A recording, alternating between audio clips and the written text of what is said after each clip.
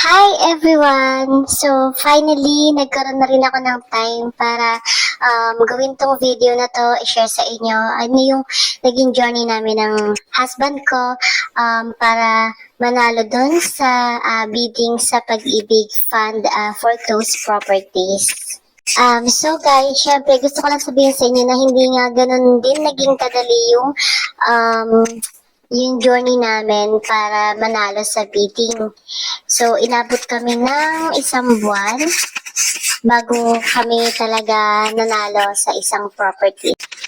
So guys, nag-start kaming mag-bid sa Pag-ibig Fund for Closed Properties ng asawa ko ay May. Start siya ng May. And then, so ipapakita ko sa inyo yung video kung ilang beses kami nag-bid. So, yung unang video, kung makikita ninyo, ayan, 3 properties yung tinry kong i-bid. And yung sa asawa ko, alam ko 2.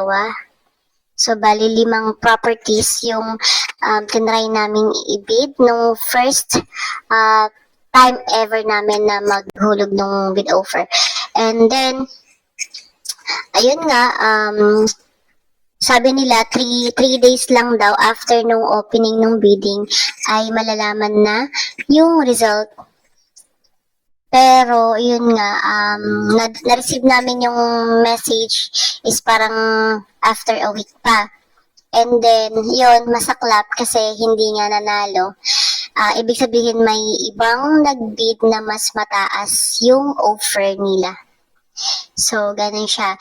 And yun nga, sabi nga pala nila, kung gusto mo din agad na malaman yung resulta, pwede kang umattend doon sa araw ng opening ng mga bid or mga bid offer. So, yun. Para within the day, alam mo na agad yung resulta. Hindi mo na kailangan mag-antay ng ilang araw or ng isang linggo. So, yan naman guys, ipapakita ko sa inyo yung pangalawang video.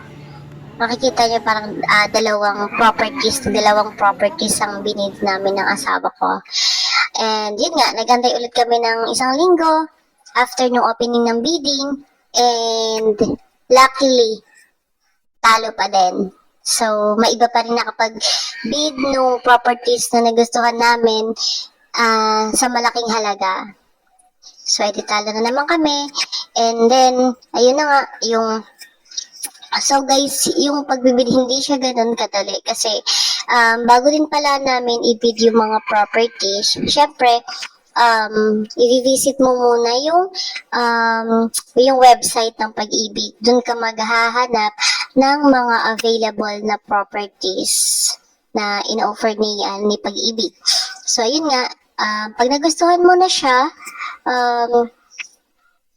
ang gagawin mo next ay puntahan yung location para ma-make sure na wala talagang nakatira. Kasi malaking problema yun nga sa pagre-research namin ay mahirap nga kapag nag-bid ka ng property na may nakatira. So, ang ginawa namin nung may mga nagustuhan kaming property sa list sa website ng Pag-ibig Fund, ang ginawa namin ay pinuntahan namin siya isa-isa.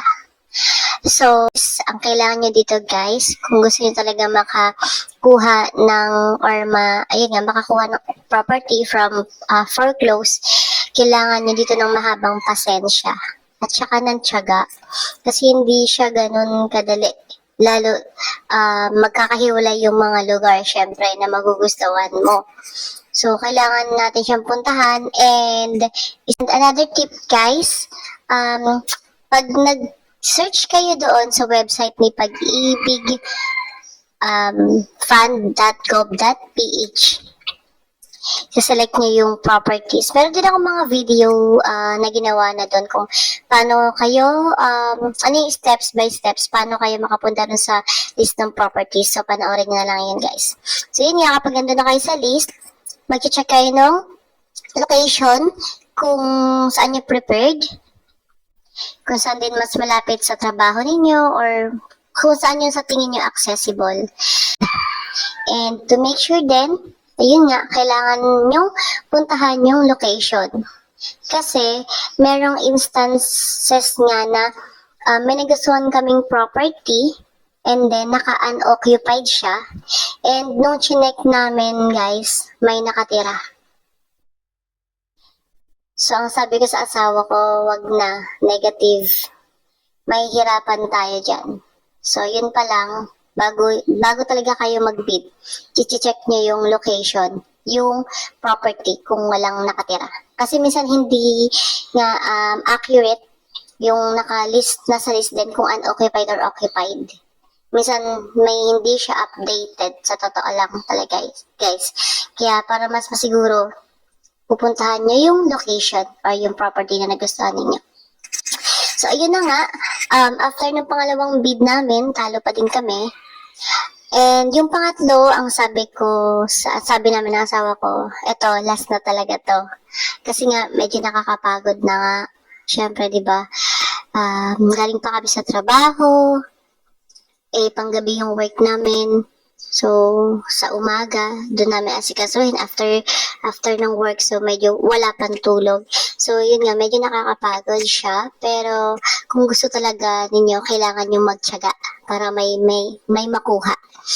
Yan. So, pangatlong bid namin ay kung matatandaan ko, May 31 kami nagpasa ng bid offer, and yung opening nun is parang June 13 or June 7, mga ganon siya. And after nun, parang dalawang properties yung binid ng asawa ko, and ako naman ay isang property na lang. Kasi nga guys, napagod na ako magsulat dahil hindi lang isang form ang i-fill upan ninyo. Bali sa isang form dapat 2 copy yun, at sabi ko isa na lang, ito last na talaga. Pag hindi pa din, pahinga muna, ganon. So ayun nga, May 31, naghulog kami ng bid offer namin. Ang opening June 7 or June 13, kung hindi ako nagkakamali. And naka-receive kami ng text message after a week. So, naka-receive kami ng text message nung June 20. So, ipapakita ko din sa inyo. Ayan yung message na natanggap namin na ang nag-text sa asawa ko yung pag-iibig fund na, ayun nga, nanalo na kami sa bidding. And ang sabi dun sa message ay, kung mababasa niyo, meron lang, once na ma-receive niyo yung message na yun, meron lang tayong 3 days para bayaran or isettle yung 5% na down payment and yung processing fee at reservation fee. So, ayun nga guys, nung pagka-receive pa lang namin ng text message, kinabukasan, ay punta na kami dun sa branch kung saan kami magda-down payment ng 5% doon sa total amount nung binid namin. And yun nga, nung pagkapunta namin doon, medyo dalit na kami ng punta, hapon na kami nakapunta kasi nga galing pa ng work, pahinga muna, ganyan. And nakarating kami mga 3 p.m. na. And ayun nga, pagkapunta namin doon, syempre may pila pa. Nung tinawag na yung pangalan, number namin sa pila, ay syempre kinausap muna namin yung nag-assist sa amin. Pinaliwanag niya muna lahat bago kami mag-down, kasi nga hindi ganon biro yung ida-down payment, medyo malaking halaga siya. So, kailangan namin talagang magtanong ng maigi kung ano ba yung mga mangyayari, ganyan-ganyan. So, yun nga guys, nung pinaliwanag na lahat, ay chinek din kung yung amount ng property na binid namin ay pasok ba doon sa loanable amount ng basic salary namin. So, yun nga, chinek, ganyan. ni-review muna nila lahat, ganyan.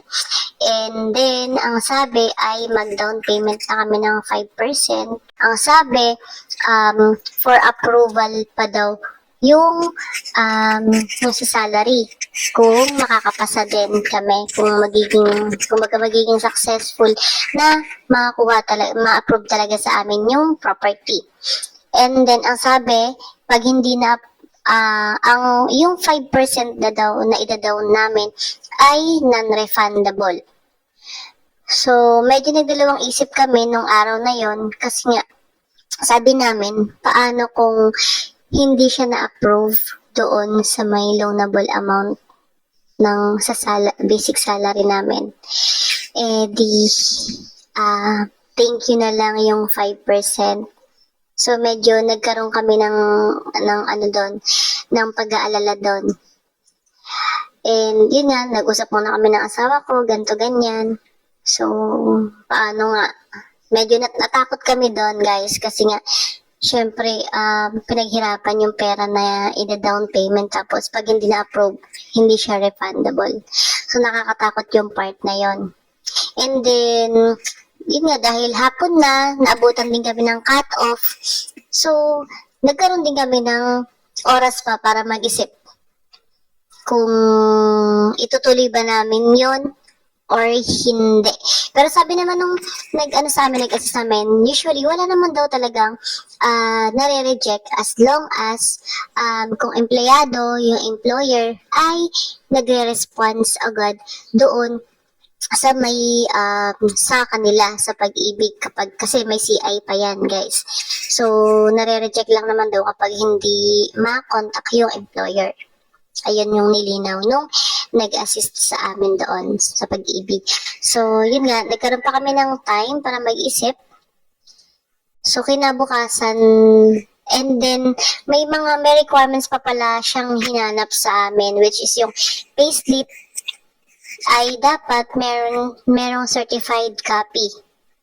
Meron dapat siyang tatak. Ayun. So, ayun nga, 21, Thursday yon nung pumunta kami. So, kinabukasan na Friday. At hindi na kami nakabalik nung Friday kasi nga, nagpatatak pa kami ng COE. Nagpatatak pa kami ng payslip, nagpa-certified copy pa kami dun sa HR, dun sa, sa trabaho. And, sabi nga namin, paano kung hindi kami makabalik ng Friday, ng another day, ng next day. Ang sabi na, tapos, ayun nga, binigyan kami ng chance din. Ang sabi ay, next week, pwede binigyan kami hanggang Wednesday ng next week. So, hindi na namin naabot, pagka Monday pa lang ay pumunta na kami ulit. Yun na yung requirements namin. So, bumalik na kami doon sa branch. So, decided na kami ng asawa kasi nga, tinanong namin kasi may iba rin kaming katrabaho na, yun nga, nakakuha na doon nakapag-avail na din ng foreclosed property sa pag-ibig. And yun nga, approve naman sila kasi nga, yung employer doon namin is responsive naman sila sa may nag-CI sa pag-ibig. And yun nga, pagkatapos din namin mag-down payment ng 5% nung araw na decided na kami, ang ginawa namin ay nag-email din kami dun sa employer namin na ina-authorize namin si Pag-ibig Fund na mag-CCI, ganyan, magtatanong mga information namin para aware din yung employer namin. So, nung kinagabihan, nag-response naman din agad yung employer doon sa email. So, napanatag na kami doon. Ibig sabihin, responsive talaga ang employer namin. So, malaki yung chance na ma-approve yung aming application doon sa housing loan. Ayun nga, guys, pagkatapos namin nung araw na yan na mag-down payment, mag-reservation, and magbayad ng processing fee, ang sabi sa amin ay it takes 20 days para malaman namin na approve na talaga yung housing loan namin at pagpipirma na ng kontrata. Ayun nga, guys, ang ginawa na lang namin ng asawa ko, pinagdasal na lang namin na sana nga ma-approve talaga siya. And yun, antay na lang ng araw, ng message ng pag-ibig ko. Approve na nga. Tapos eto na nga guys.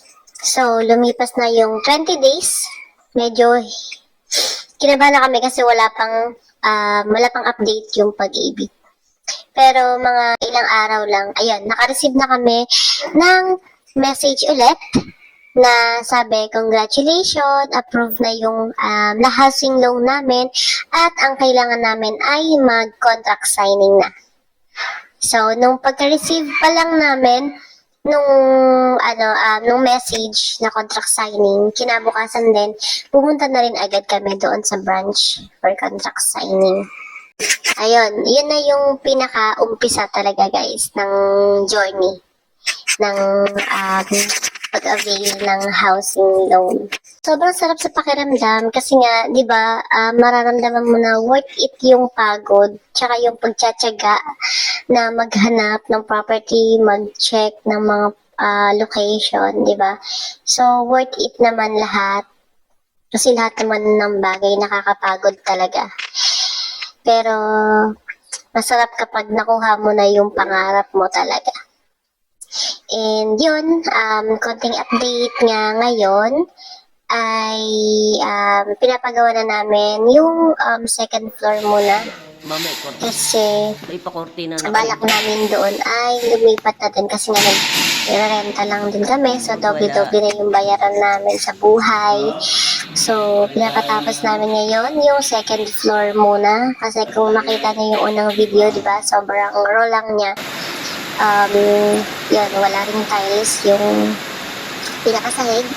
So, ang ginagawa ngayon dun ay yung kisame, tapos division ng yung partition sa kwarto, at yung tiles. And then, after ng pintura, and yun. Meron na din palang water. So, madali lang yun sa application ng water namin. Medyo madali lang siya. Yung kuryente namin, ayun, inaantay pa namin ma-inspection siya ng Meralco. In mga ilang araw lang, pwede na makabit din yan. So, yun lang guys. Sana naman kahit paano na-inspire din kayo dito sa journey namin sa pagbibid namin ng property. Try nyo din, malay nyo kayo din, makakuha din kayo ng pangarap nyong sariling bahay. So, hanggang dito na lang guys. Thank you so much sa panonood. So, hanggang sa muling update. Thank you!